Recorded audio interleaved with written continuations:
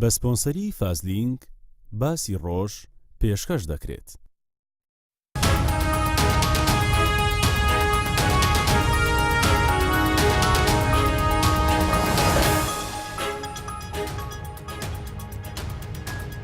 ئێوار باش باسا ڕۆژیا ئیرۆ دتەوەرن وەک هەرتمی تەوەری یەکەم لەسەر ڕۆژاوای کوردستانی و ڕەوشە سووریەیە گرتنا سەرۆکێ ئەنجومەنان نیشتمانیا کورد براهیم برۆ و پشرە دوورخستناویناش بۆ باشووری کوردستانیش بۆ ئاخافتن سەر بێ مژارێ براهیم برۆ سکرتێرێ یەکیتیا کورد و سەرۆکی ئەنەکەسێ لە ستودیۆت گەلمەدەیت بخێری هاتی بەڕێز ئەبراهیم ئەزانم 47 ساعتا ترانە زایت گەلێکی ماندووی توەسیایە سوازمژەیەکی دەست پێ بکەم دچاوە بەحسا گرتناخوا و دوورخستناخوات کەش ڕۆژاوای کوردستانی سپاس کاک دلشاد 2 ساعت هەفتەی ئێواری بەرێمەل ئۆفیسێن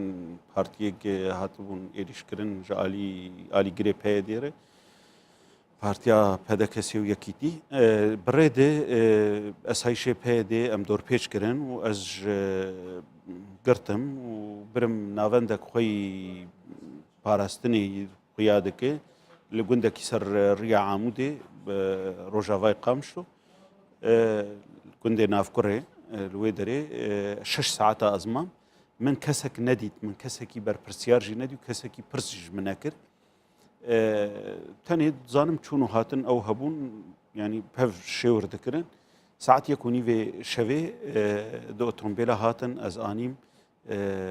ڕەبیعا ساعت سێ و ڕبێکی دەستێ سبەهێ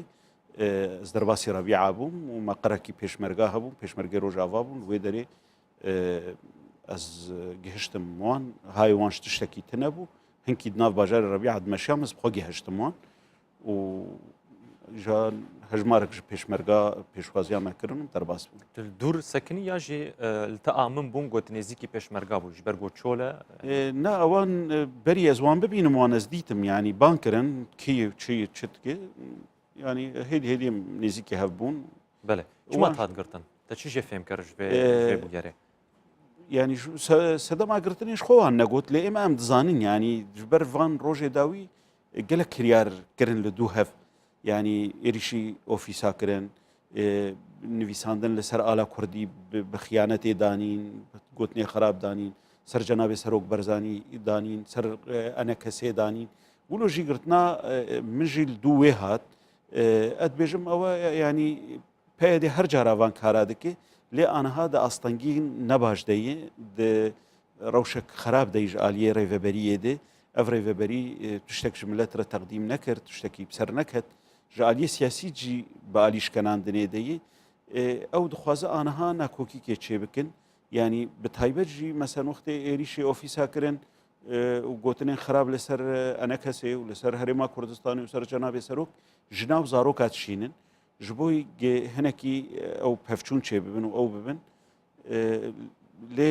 nikarin yanî wextê dibînin encûmen û partiya encûmenê û karê xwe dikin û xebata xwe dikin û berdewam dikin îja ew dixwazin aniha bi rengekî ji me derxin ji hundirê welat berî niha ji ew tehdît li me dikirin û aniha jî yanî gefê gilme kirin yanî ew kesê gezanîm ser sînor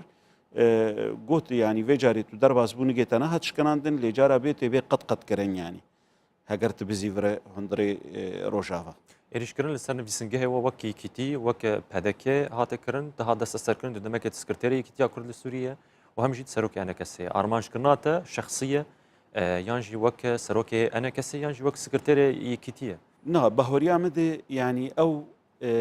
baş yanî tiştek li dunyayê li kûî derê jî bibe dixin histê Enekesê de yanî aniha tiştekî tu eleqa wê Sûrî jî tinebe û Kurdav jî tinebe يعني تبالا خو بدرا جهاندنا بيدي إلا فجرين بأنا كسيف جريدن يعني إيرو أنا كسي يعني عنوانك بحنة عنوانك وطنية إيرو جهك قوى ناف دولتيجي وهريميجي قرتي وناف ملتي مادجي يعني خلكي ما جماورك مازن لدورة أنا كسي هي أو بلكي تبينن كاري أنا كسي جي هناك أكتيف دبي و کنگره چهارال پیشیامه ام تخوازن جولو اکتیفتر بکن باشتر بکن یعنی هنک روشا کاری خو بهتر پیک بینن او دخوازن استنگی اجمر چکن دا ام کاربن یعنی نکاربن کنگره خوشی چکن وهنێکی کارێ مەژە ئالۆز بکەن. بەڵێم بن سەر مژارە کۆنگرێ بەس بەریاوێنە دە بەحسا فەشەلا ئیدارەی کرد سیاسیدە دە ئیداریدە دوارن دنجی وەگۆ تاماژە پێ کرد دەمەکە دەم دبینن سەرکەفتنین یەن عسکەری لەسەر مەدان تێن تومارکردن یەک ژالی سیاسیڤە تەفگەڕەوانی سیاسی هەیە نویسنگە هێوان و نەراتیەوە هەن وەگو ئەو ئاماژە پێتکەن ژالیە خەدەمات ژی ڕێڤەبەرەتی نزیکی چەند ساڵە هاتی ڕاگەاندن سیستەما خوا پێش دخن های بکن فدرالیا باکوڕێ سووریە ڕۆژاوای کوردستانی چما هون بفەشل بناو دکن چما هون دژاتیایەتکن هون نابن ئالی کار ژوارە هەوریان بدەزێ وەک تەدەست پێکردیانی حتا ئا عسکەری ئاگێ بناوێ سەرکەفتنێت گوتن ئەو خۆشی نەماولۆیە نەوەک بەرەیە یعنی وەک ئەم تەف دزانن ئیرۆ هەژمارە پێکاتیا عەرب هەندڕێ یەپەکێ پڕتر دەبێ ئێگ دەژ یەپەکێ بەردەدن کەوادرێ وانی کەون هەژمار مەستر دەبێ قوربانیەک هاتن دانین شوهدای هاتن دانین یێ ji ber nebirpirsiyariya wan li ser مستقبلê xelkê û masîrê xelkê xortên ciwan yê got biribûn leşkeriya neçar bi seda şehîd çûn ji ber stûrê wan bêşehîd naçi serî hê tişer bêşehîd naçi serî bes yanî îro wextê tu guhdariyê li xelk nadikê êgê baz danî yan ê birîndar bûn ya ew bûne yanî tiştekî gelekî bi rengekî xelkê eskerî vî karî nakin yanî bi taybet di deverê negil herêma Kurdî bûn yanî çîrokin hene ew xelkana wextekî wê xwe bi zimanê xwe wê bêjin çawa diçûn li devera û bêxwedî û bêkes diman bê imdad diman bê pişt diman ew aya dibûn ev ji aliyê eskerî de îro rewşnema ji aliyê siyasî de jî heta aniha peyê dê dixwaze cihê xwe di danûstendinê navdewletî bigire cihekî danûstendina dibike heta niha net hatkirin ew ê tenê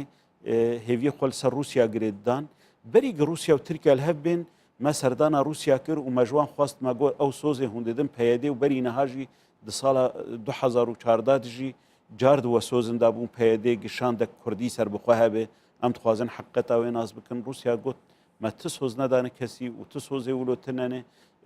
tenê em dixwazin şanda opozisyonê firehtir bê herkes cihê xwe tê bigire tev peyedê jî û hin aliyê din jî ji opozisyonê hebin lê me ji kesekî negotî wê şandek Kurdî serbixwe hebe ew gotina peyedê dibêje ji ba xwe dibêje ne ser ewa me dibêje ji aliyê îdarî de jî yanî ne tenê hemayek bêje muessesatê min hene û karê mûsaziyê min hene yanî çi ji aliyê çi ji xelkê hat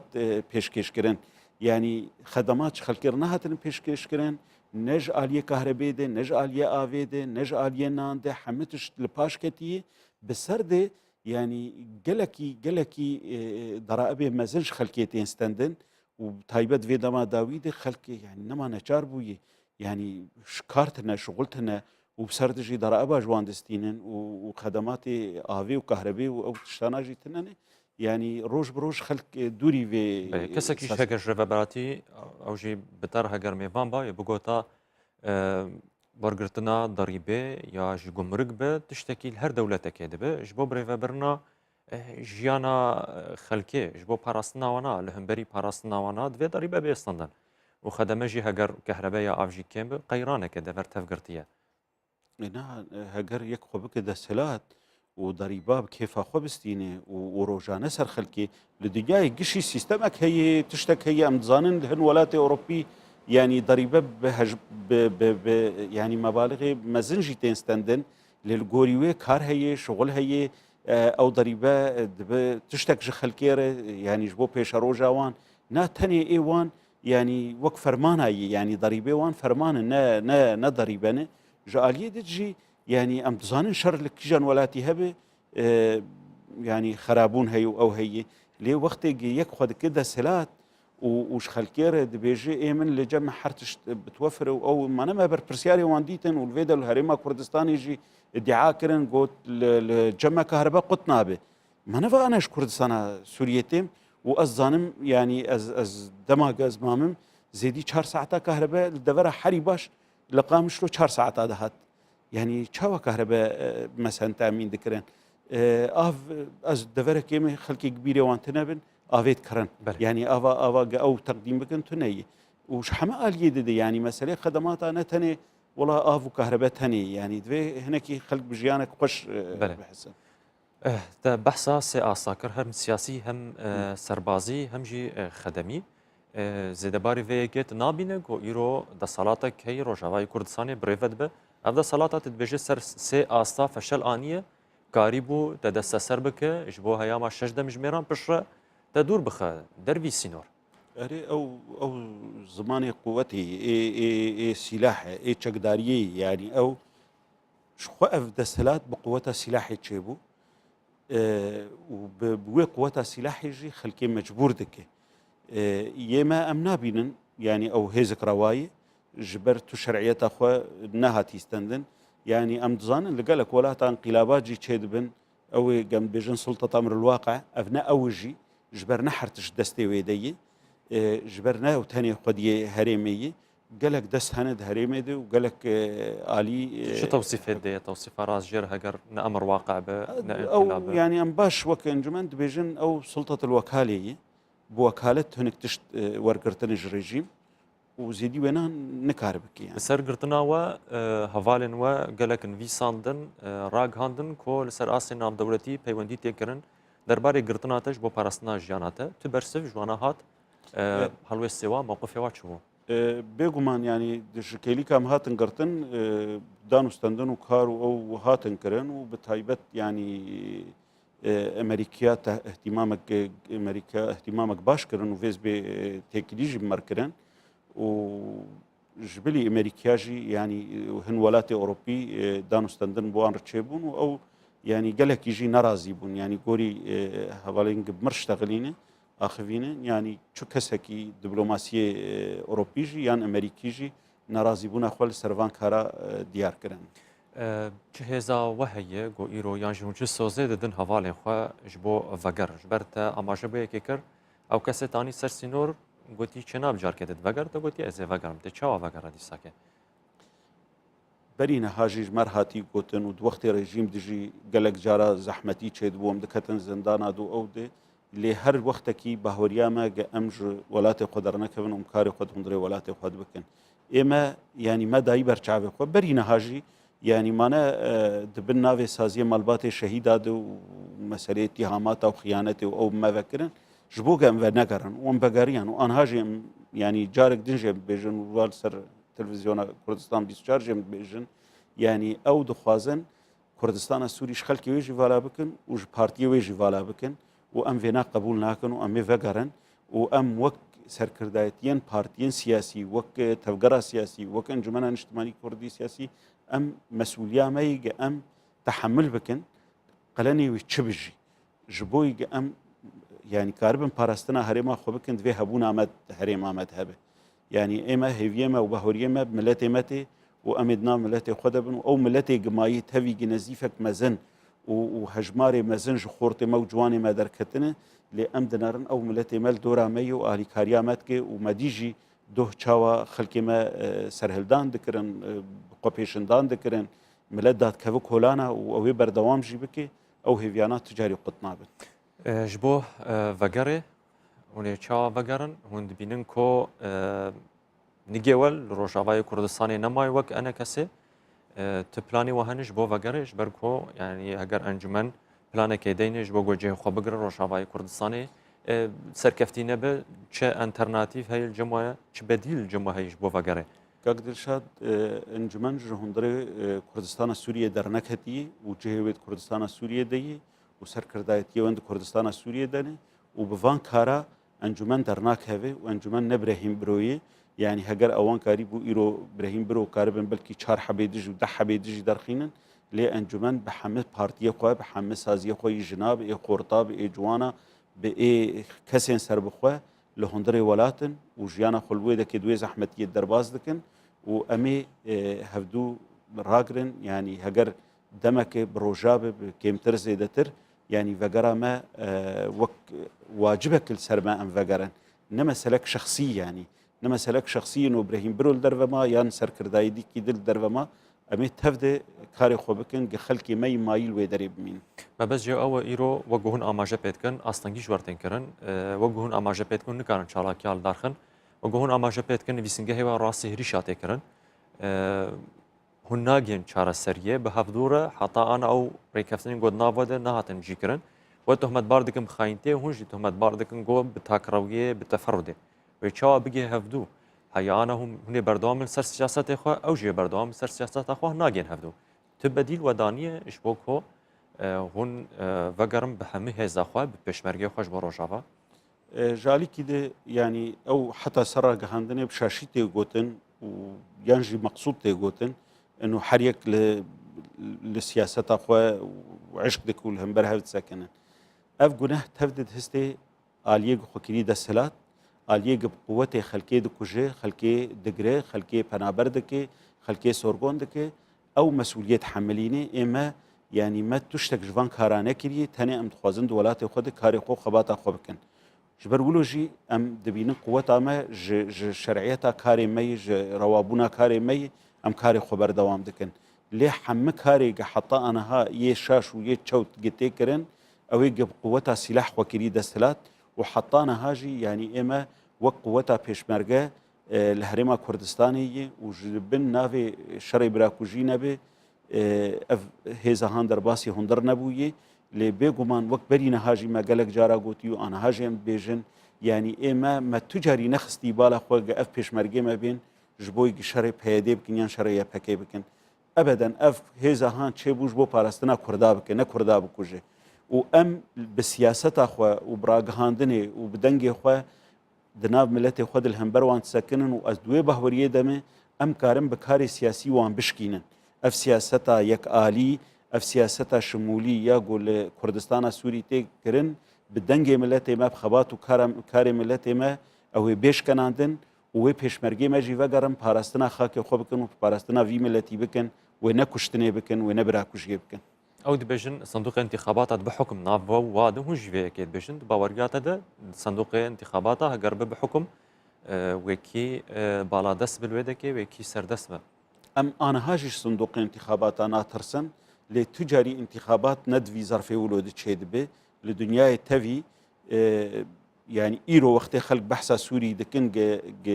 كارك سياسي جنها وصالك يا دو صاله دهندري سوري بكرن هاجر انتخابات السوري بشتي صالك يا بشتي دو صاله شي ببن جي ايرو ده حتى بشتي صالك دو صاله دبيجن كردك او سوري كسكي سوري لاستراليا بالامريكا بالكندا بيجي دبي دنگ خو بده لي اوان خلقك پنابر كربن خلقك جعردي وي درخست بن ديموغرافيا كردستان سوري جوهرت بن وهرن الويدا فري صندوق دينن وك صندوق بعسيا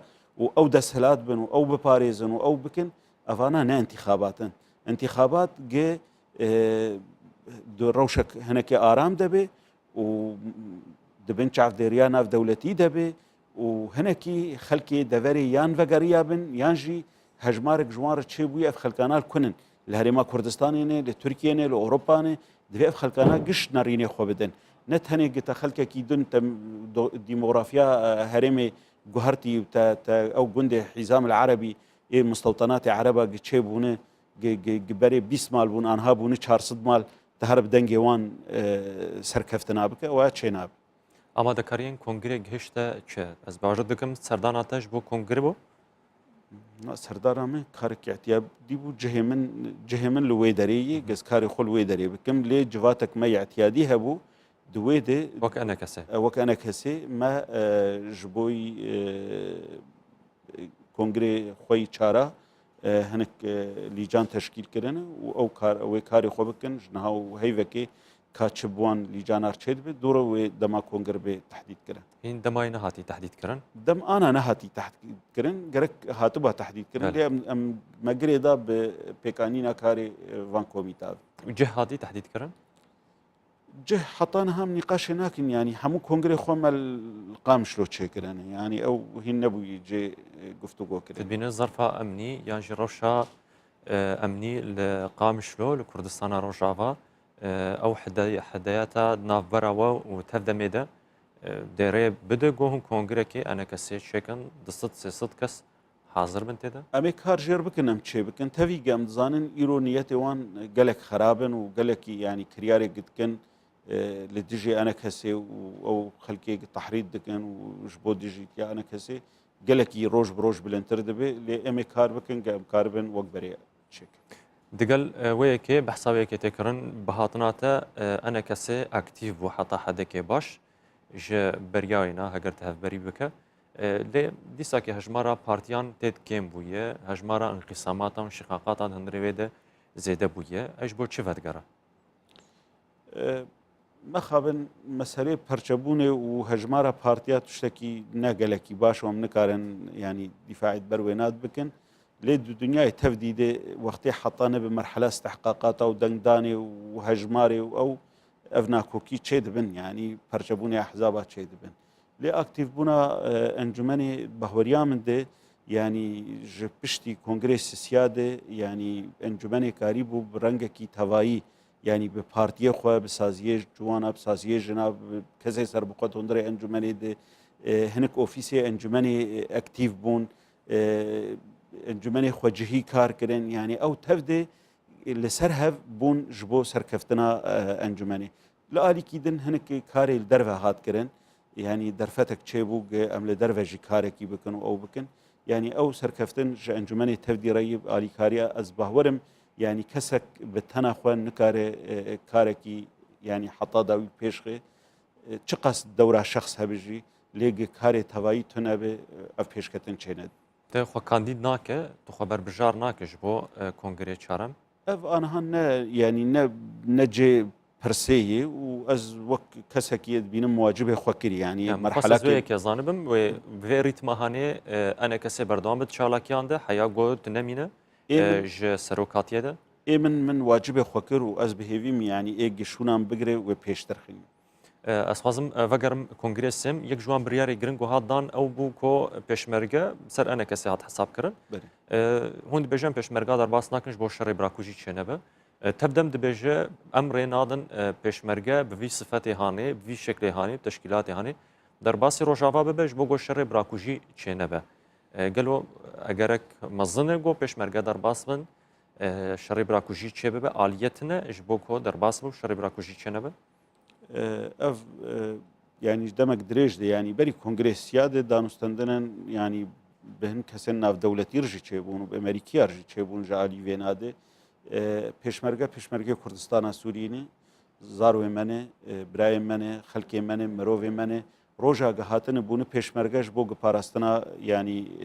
deverê xwe bikin rastê îro li herêma Kurdistanê jî şerekî dikin û di aniyê pêşî de ne û em zanin serkeftina jî dikin û şehîd jî hatine danîn bi hejmarê mezin û birîndar jî hatine danîn lê ev pêşmerge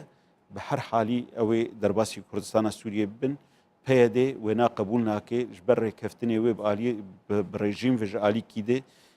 yek alîbûna wê terbiya vê peyê da yanî wek beşek ji pekekê sî û pênc sala şirîk di hundirê Tirkiye di bixwe qebûl nekir nefsa wê sîstemê nefsa wê siyasetê dixwazil Kurdistana Sûriyê jî bike ev sedemê asasî ne bêguman ew gotinak ji bo birakujî çênebe gotinek heqi û divê em bêjin û em ê bêjin û em ê li ser bimînin jî lê ez behwerim yanî wê heta heta wilo nemîne yanî wextê xelkekî hatî bûyî pêşmerge û ehlê wî û bajarê wî û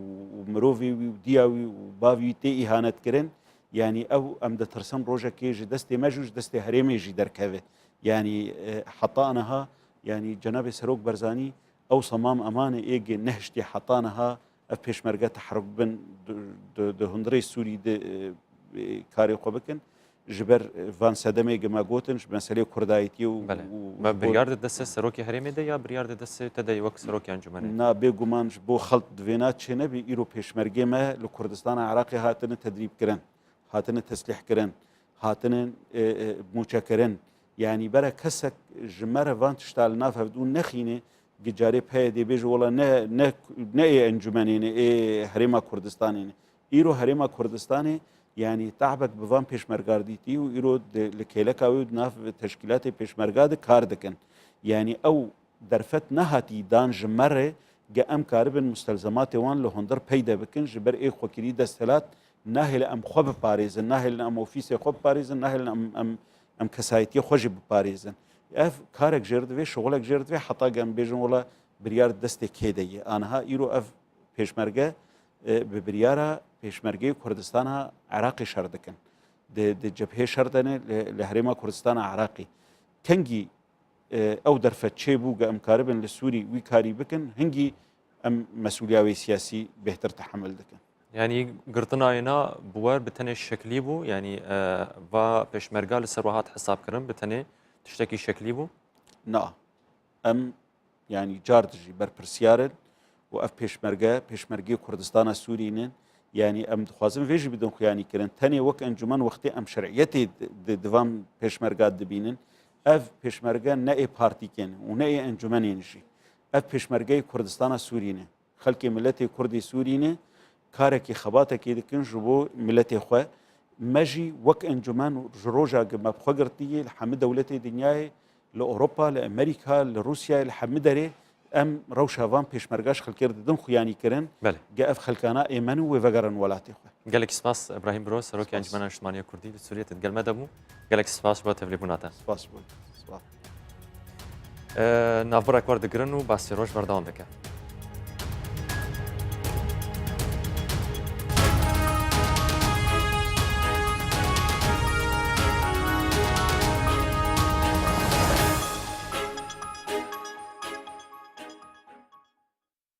بە سپۆنسەری فازلینک باسی ڕۆژ بەردەوام دەبێت. دیسان سلاف توري دوم يه باسی روش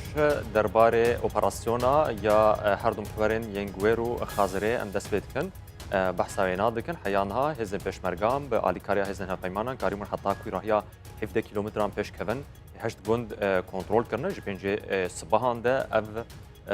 اپراسیون دست بکری گرنگیا استراتیجیا وان دورا پیش روژا وان دورین کو بریان ها بناوی دورین کردستانی دروی ربراتیا هریما کردستانی دهاتن هجمارتن امید گل دکتور محمد احسان وزیر بریه دورین کردستانی دروی اداره هریما کردستانی بحث دکن دکتور تبخیر هاتی بریا هر تشتی اسخوازم تو یکی زلال بکن شبا کسی گور ایرو اف اپراسیون هانی شوپینه اف دوراناش بو کردستانی گرنگیاوی چیه جاری استراتیجی و ابدا برد افروجي شهر دست بكرين يعني هجومي دست بكرين بر دبرين زوزو جرينجن بو كردستاني حقيقت يك بو امنيتا كردستاني دو بو آزاد كردنا وان ناو چن كردستانيين در في اداره حكومتا هرما كردستاني سي بو چاوشكاندنو دفنشكاندنا داعش الوان ناو چيا كهاتيه كردني اوان او رهبتو او ارهابا كخلقري هاتا غوريني معادله افرو اجت بي بري خب ديال اللاي غوير چند برو غوير بتشيد غوير تقريبا 5 كيلومترات كفته شرق موصل الآلة دي هيك بي بري خب دي آلة خازر كم شوي عمقها 7 كيلومترات برو بيش بتشي او دائرة عمقها برامبر موصل حجم موصل وسيطرة كنترول كردنا داعش السر بنا وشيت يتطوق كرنت كم كرنت اما حقيقة نخويكي بخطويكي زور برو بيشيا بو آين دابن وان ناوچا بو كردستانيتا وان ناوچا اما مرحليكي ترى اما فتريكي زور هاتين سر ناوچت كردستانيت دروي اداره هرم وجي بجي كدنا ما 140 بشم اسلوبكي قانوني وي حقي وگرينه بسر كردستاني كارك هاتا كردني حقيقت بلان بدا خوا بو چون هلوست بغداد او نبي وكاري حلكتن وكشي حلكت بريكا قانوني والي هات حتى داعش پیدا بی افرو داعش قناغی کی تر دست بید کتن برای قناغش کاندنه و وگرانا وان ناوچا سر هرما کردستانه حقیقت اهمیت که زور گرینگی هی بو آینده که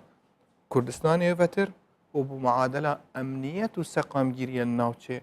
هر دی سبب دوله کی زور و اهمیت کی زور گرینگی هی بله گرینگی اینا همش بو امنیت هرما کردستانی همش بو پنگاون ین پیش کنترل کردن و رزگار کردن موصلته او دفرین گو مانه حیا آنا دفرین کردستانی در وی اداره هرما کردستانی گو بریان ها وینا وید هات ناس کردن چه دفر مانه ند بن دست کرداده سير كل مرحلة يكم مرحلة كداعش دست بكري وهجوم كردي سر كردستاني وفقراش بغداد هجومه في اتجاه خقه سر كردستاني تقريبا 85 صدش ناوچن دابرا والكردستاني يد كردستانيش دربي كردستاني هات نداغير كردن بدست داعش حقيقة ديتا يعني من كاركي ديسر بسنتيمتر بكيلومتر مربع بما حدود او ناوچانه بما حدود 48 47 صدش همي خاكا كردستاني بي شوي 47 صدي بشتي داعش كهاتيه بشتي بري 2 ساله كدستي بيكي دي هجوم كده وان ناوچا تقريبا بما يعادل 85 صدش وان ناوچا هات داگير كردن بدست داعش وشاف شوريا بغداد السيرفي كاري بلام افرو خوشبختانه اگه تو بی سیر بکید باوەرکە ئەدبێژم کێمتریش ده سەدەشوان نامچوە مایە ژێر کۆنتترۆلا داعشدا ئەوژی خەلک خوبیە قوربانی خوین هاتیە ڕشتن شەهید هاتی نەدان بوو وێ ناوچەیان بۆ حتاف ناوچەیە گەڕانێ بەسەر کوردستانی ئەی ئەو معادلە ما خەوم پێ دیتنیان مە کار بودکردن بیان و ئەم شەینە ڕێکێکا قانونی وان ناوچاوە گەرنە سەر کوردستانی ئەو معادلە جارێکی تر هەڵوەشاب عێراقێ ئلە ئەو تشتێ قووەتی هاتی ستاندن شتە ئلە جارێکی تو بخوینێ بە گەرینیە بە سەرخاکە کوردستانی بە مخص بێتر سەرێ خالی ئەمزەلالی باخەون ئەو دەبەرن بۆ بخوین تێ ستاندن دەبێ فتوایە کوێنی یاسایی دەستوری هەبە ji بۆ بجیکردنا ئەو مادا گۆ ئیرۆ هینە دەستورێت مایە و بریارژی سەر نەهاتیە دان گۆ تمان بووی مادا 140 سیر کە مادا 140 ناحیە قانونی بە حقیقت ئەبرو تا ئەبرکە مادەیەکە دەستوریە ئەو مادە نەهاتیە جێبەجێکردنێ یان کێموکاسی لێ هەیە یان خەلکی اعتراازێکە سەر هەیە یان مەقەنەعاتێک پێ هەیە ئەڤر واقع حال فەرزت بتل سەر سیاسەتێ ئەڤر واقع حال فەرزت بدە سەر سیاسەتێ بیدون شەک ئەو خاکە تو بخوینێ vەگەری gelek zehmete carekî tir tu mufawazata dest pê bikî ve yan tu bixê ser mêza guftugûyê ve eger em Kurd bizanin çawa yariyê bikin muadilekî tir heye dibêjin zû car Kurd ew destkeftê şerîtînin ser tawla mufawazata dest didin lazim em vê noqtej bîr nekeyin carekî tir heqîqet ew iş yek rêzbûna dengê Kurdistaniya servan navçe çapێک بە کەفکیری بکەین بۆ ئایندەیەکی گەشت عربا نقطەکی تر هەیە حقیقت دەبێژن هەمی جارە دەبێژن الحق ياخذ بالقوة والعاجز يدور شهود اليوم أمر حق ما جارێکی تر تشياتوي حقي وجريه هيكريك عاجزة بايك بتشد لا أو تشاهد أبو خبين حتى يثبت كت كجا خاكي بيان عيني معادلة هاتا جهوريني قالك جارت قال من هاتا خفتن البغداد حتى سراستكي gelek برز دا بيشتا من حق أفريكانال دستي ودا الحق ياخذ بالقوة والعاجز يدور الشهود هرا تو يثبات كانوا أبا خاكتها أبرو معادلة هاتا جهورني gelek جرب عقل عربي حقيقة زيدي منطقي قوة بكارناين فهم ناكيد بدا خوا ولو أبا بوتشونا نكيا قيادة كردي بوتيا يان نكيا وين كسي بوتيا بكاركي يسر وسلي بلام أمر والي هاد أم خطوة إيرو تانا كردن و پێشڤەچوونە پێشمەرگەی و تەزحیاتت پێشمەرگەی سەروان ناوچەند کوردستانی حقیقت مووقفی کوردستانی دەی gelek قایمتر کردە ئایندێدا ئەسەر هەر گفتوگووەکی بێتەکردن ئایندا وان ناوچە یان ئایندا کوردستانی یان ئایندا نەفت و گازل وان ناوچە حتا سەرمستای ئەقلیمی نێو دەوڵەتی و عێراقیش ئەمە واقع خو فەرزت کرد سیاسەتی gelek جارە پتر اش حقي يان نحقي هكر تو حق بي وتبتشب دست نبي جدايا او پندا گوت یان جنه پنده گوت نال سر کردات گوتن او دسکفتین گو دشرد دست دخه لسر مزن دانستاندنان جدز ده دجمنان چاندی دمجی کردان ده تدبیجه ایرو کاربه و قناغه در باسکه او دورن گم دست خصن بخوینه و گوت آماجه پیکر ایدیم مفاوضات لسرناکه لسر مزه حتى هجر مفاوضات السر بيتا كدني لازم منطقي مفاوضاتها بيتا جورين او آليتا بيشن كما تقول مادة 140 لازم امشينا وان نوچا نورماليزيشن بكين تطبيع اتياب بكين بيشتينج احصائيات اتياب بكين بيشتينج شنيكا ريفرندم بكين او منطقة نما ايرو حقيقة اوركا منطقة نما جالك لازم امبري خب دينا صيغتها كاترا قانوني بوجودها ومادة كاركي تربيتا كدن تاكو بس صبغتها الشرعيات الفي مادي بتاكد ان البيرنا كي افريقيا قالك خلك كي عراقي كاريت كتيان بدنجا كي برز ادفيت دستوري بجهورت حقيقة باقفنا وتشبي جرنا سهل ما كردستاني حتى هكر او مادنا مال دستوري داجي كاركي وانا يتاكدن هنجي كردش حتى التعديلات الدستوري داجي برا خطوة كي تربتشن اما بوچونا من حقيقة من هيك ايمانك نية بعراقك آينده يعني عراقك ساقامجين يعني عراقك سر فيدرال نك من خيالك علمية يعني أمش في قونا غيتي بارين جلك بس فجرانا وان نوتشا جل حدود الطبيعي مثلا منطقة مخمور جوير هاي قلت له مخمور تنشوا والدي تنشيا وتبتشيل حدود خب هاقش كي تاكو ريباري داروجا كي بتا مشکلەیەکی گەورە بووتە بۆ کوردستانی مانایەتە پەنجێکی دژمنیە هەی ناف دلێ کوردستانی سینۆرێن خوزایین کوردستان شيء لازم فان ناوچا بگونجینی ادگال حدوديا طبيعيا تماما تفكيري بكيد آينده كا كردستان يا جش بشر سقام گیر امنیت کاپتر اهمیت وان ناوچا وی کاری و عقلیت و استراتژیت و حقیقت ام دشین کاری کی باشتر بجم آینده کی باشتر پرسک من پشت وقت دا درباره پشبینیاته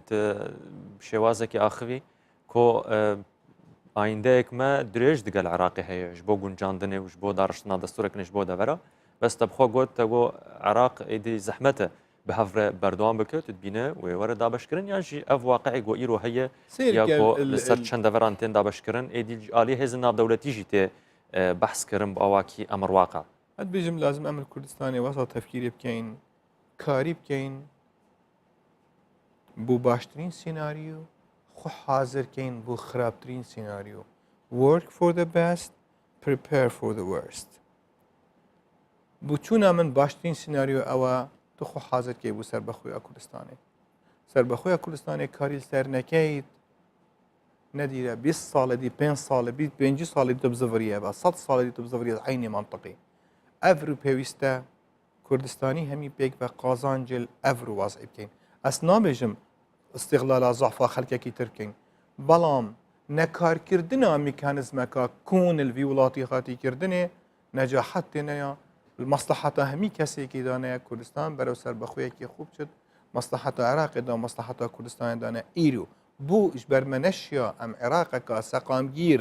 عراق کا فدرال عراق کا ديمقراط دروس كاين بشتي 2003 ازش ايك شوان كسابي مع حقيقه الاجبري 2003 هندا جرى من شكل بربست هاتا خيالي من دورنيه عراق بطولاتك فدرال دورنيه عراق بطولاتك ديمقراطيات بس بشتي 2003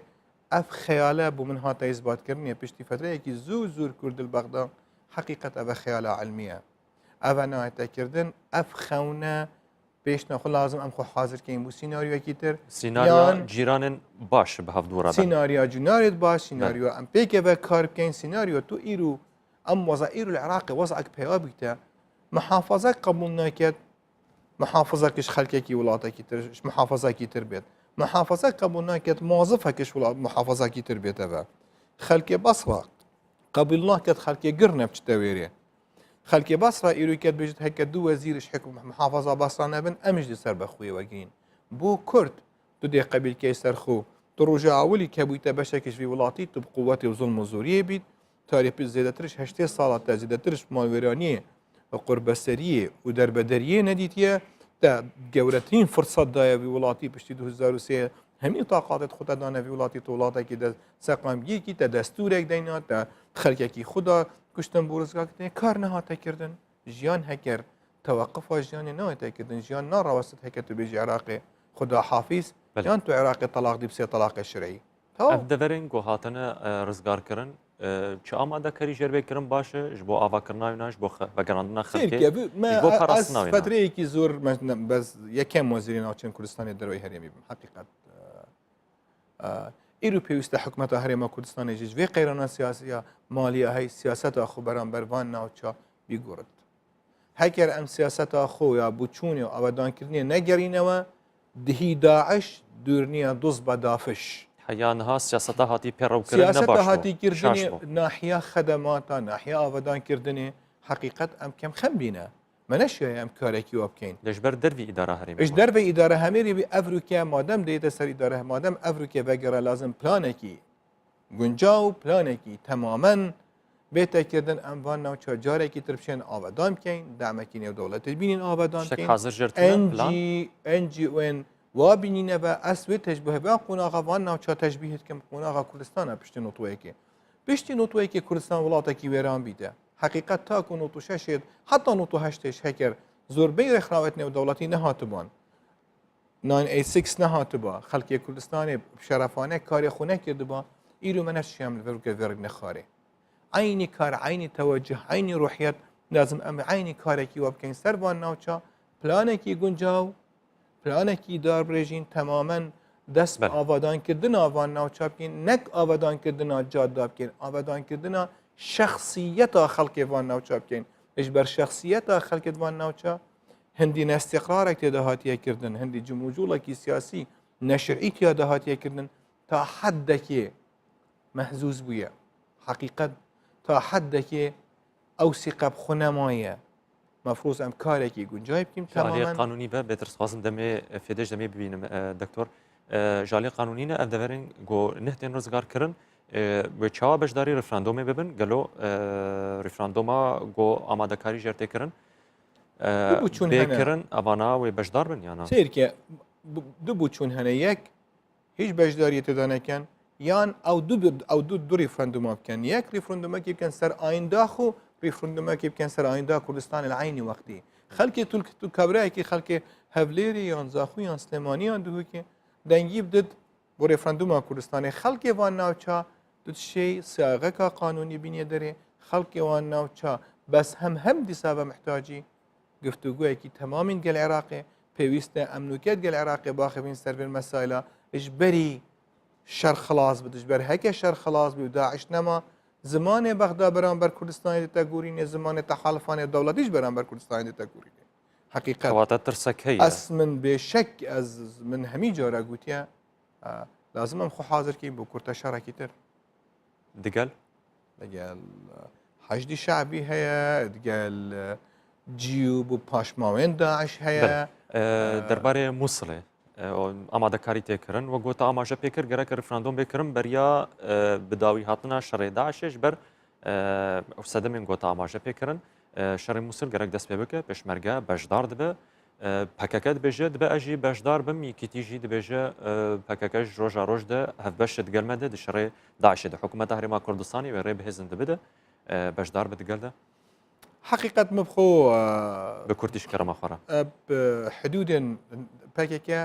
لەگەل هەمی ڕێزم بوو تاریخە پەکێکە تازحێن پەکێکە کە حەزبەکە کوردی ئەز بخۆ بچوون نەقانونەن نەک شرعان نەک ئەخلاقەن حەق نییە نەک حەزبی دیموکراتی کوردستانی عێراق بچێت دیاربەکرێ یان ئەلوانەیە یان شرنەخێ شەری بکات نەک پێکێکەش بێسەراخا کوردستانی عێراقی شەری بکات یان بەشداری شەڕێکێکدا بکات عێراقی بن بێ هەماهەنگی مەبەستە ئەبەدەن یعنی ئەد بێژم دێل عێراق دل کوردستانیا تێک دەت هەکێ بەشداریە تێدا بکات دوور نییە دوژمنێن کوردستانێ یەک بن بچی ئەم قەبیل ناکەین کابراایەکی خەڵکی بەسڕە هەکێ بێت دیفاع عەرەبەکێ بکەن خەڵکی کەرکیکێ دەبوو سەرخۆ قەبیلکەین هەکەر کابراایەکی کوردی خەڵکی سێرتێ یان خەڵکی دیاربەکرێ بێتن بەشدار بێتە شەڕێکی تر کە نەخاکێویە نەوڵاتێویە نەحەقیوی تێدانە گەلێکی سپاس كل وضوح نەڕینا تەبزالە لە گەشت گەلێک سپاس دکتۆر محەممەد ئەحسان وەزیرە بەریە دەڤێرین کوردستانی دەروی دارا هەرێمێ گەلێک سپاش بۆ تەلیفۆناتە سپاس بۆ وەژی حەیان هەوم بینەرێمەوە